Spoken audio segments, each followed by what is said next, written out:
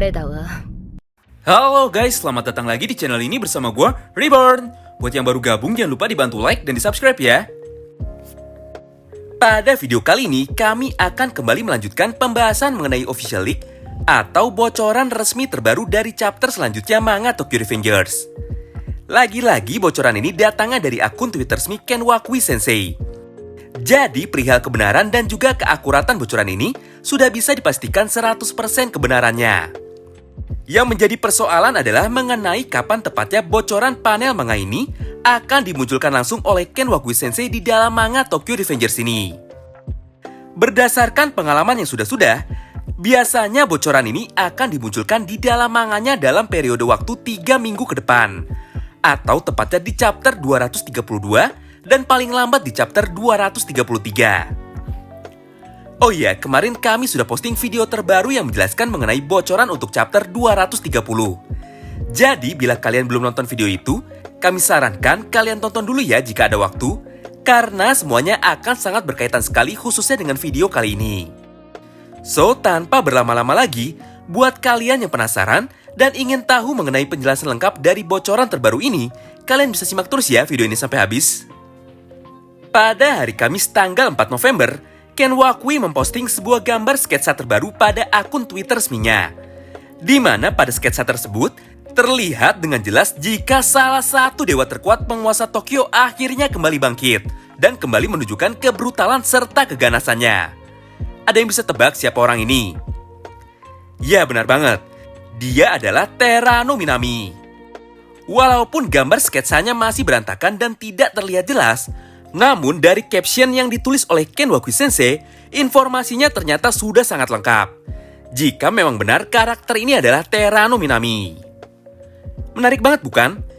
Di video kemarin kita baru saja bahas jika sang monster terkuat dari Brazil ini tidak akan mungkin bisa dikalahkan dengan sangat mudah oleh Kawaragi Senju. Tidak peduli sekuat apapun kemampuan baru yang didapatkan oleh Kawaragi Senju, dan tidak peduli setebal apapun plot armor yang dimiliki oleh Kawaragi Senju, namun Senju masih memiliki sebuah batasan yang tidak pernah bisa dia lewati. Yaitu Senju tidak akan pernah mau, dan tidak akan pernah bisa membunuh orang lain. Selama Terano Minami tidak dibunuh, maka tidak peduli seberapa banyak dia dijatuhkan, dan tidak peduli seberapa banyak dia dikalahkan, sudah pasti Terano akan terus bangkit dan berdiri kembali. Berbeda dengan Kawaragi Senju, Terano sejak kecil sudah terbiasa hidup di lingkungan yang sangat keras sekali dan sudah sering berhadapan dengan kematian. Dunia Senju sangat berbeda jauh sekali dengan dunia Terano Minami. Bagi Terano, kekerasan adalah hal yang sangat wajar. Dan bagi Terano juga, membunuh orang lain adalah hal yang sangat mudah. Selama Terano bisa mencapai tujuan serta cita-citanya, maka apapun pasti akan dilakukan oleh dirinya. Bahkan pada saat usia 12 tahun, Terano Minami sendiri tanpa ragu membunuh sosok ayah yang selalu menjaga dan mengajarinya cara bertahan hidup di lingkungan yang sangat keras tersebut. Maka jangan heran jika pada pertempuran besar di malam festival Tanah Bata ini, Terano akan kembali menggunakan kekerasannya dan akhirnya malah membuat seseorang terbunuh.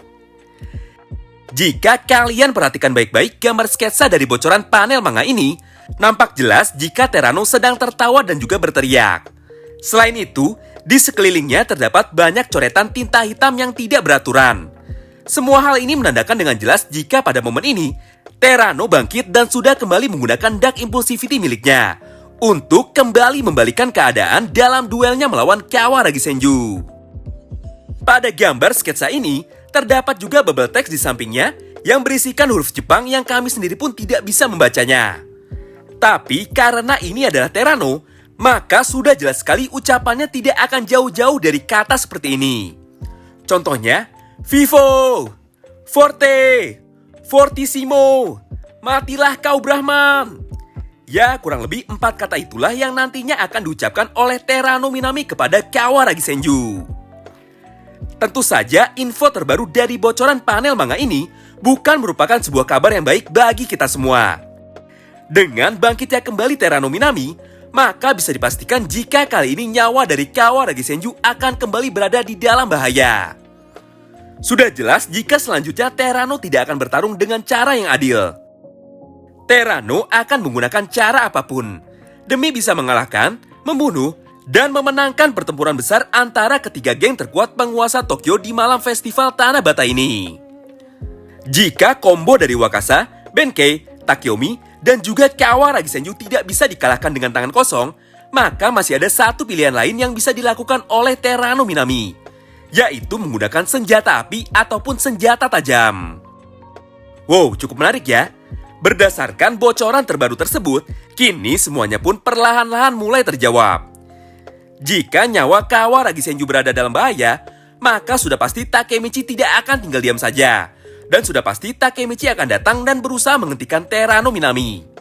Selain Takemichi, tentu saja Wakasa Emosi pasti tidak akan tinggal diam saja. Waka pasti rela berkorban demi menyelamatkan nyawa dari Kawaragi Senju. Nah, disinilah letak tragedi atau letak bahayanya. Pada vision atau penglihatan Takemichi, terlihat dengan jelas jika Senjulah yang akhirnya terbunuh dalam pertempuran besar di malam festival Tanah Bata ini. Namun, jika ternyata Takemichi mampu merubah masa depan dan akhirnya bisa menyelamatkan Senju, tentu ada nyawa lain yang harus ditukar atau dikorbankan untuk menggantikan nyawa dari Kawaragi Senju. Pada salah satu postingan pada akun Twitter resminya, Ken Wakui memberikan emoji malaikat kepada Wakasa Emosi, yang menurut mitosnya dalam dunia baku hantam Tokyo Revengers adalah tanda jika karakter itu akan dibunuh atau terbunuh. Ditambah lagi Wakasa pernah menyampaikan kata-kata keramat kepada Takemichi, yaitu, "Takemichi, aku titipkan Kawaragi Senju kepadamu, tolong jaga dia." Kalimat yang sama dengan kalimat yang diucapkan oleh semua karakter penting di manga Tokyo Revengers ini, sebelum mereka semua akhirnya terbunuh ataupun dibunuh. Sampai sini paham kan? Intinya, jika Kawaragi Senju selamat di malam festival Tanah Bata ini, maka kemungkinan besar Wakasa atau Benkei lah yang akhirnya mati atau mengorbankan dirinya demi bisa melindungi Kawaragi Senju. Sebuah kisah yang sangat tragis sekali. Tidak peduli kemanapun Takemichi pergi, dan tidak peduli di era mana Takemichi berada, entah itu di masa depan ataupun di masa lalu, Takemichi selalu saja membawa kematian kepada orang-orang yang ada di dekatnya. Nah, dari sini semuanya sudah jelas. Jika Terano akan kembali bangkit lagi dan melanjutkan pertarungan ronde keduanya melawan Kawaragi Senju. Kemudian pada chapter 230 minggu depan, sudah dipastikan jika di dalam ceritanya akan dimasukkan sebuah scene yang menjelaskan mengenai kisah masa lalu dari salah satu karakternya. Entah itu Shinichiro Sano atau malah Hito Kakucho. Bagaimana menurut kalian?